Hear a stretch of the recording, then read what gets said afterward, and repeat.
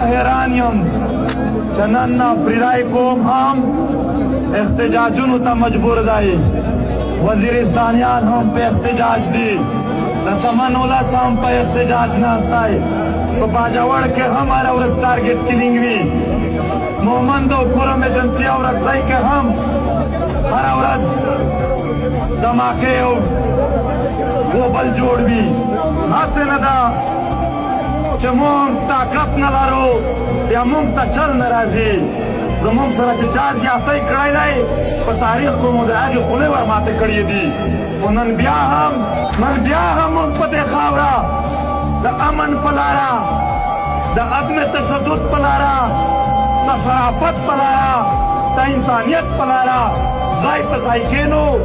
احتجاج کوو جلسه کوو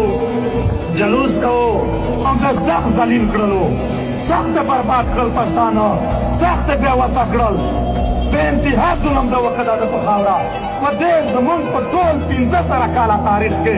داسې جبر ظلم زمونږ د پښتنو سره چا هم نه دی کړی لکه تا چې وکړو زمونږ اوس هم کورونه ړنګ پراته دي زمونږ اوس هم وطنونه بند پراته دي تاسو خو امریکې د کابل سره نه وکړي لکه تا چې زمونږ د دې وطنونو سره وکړو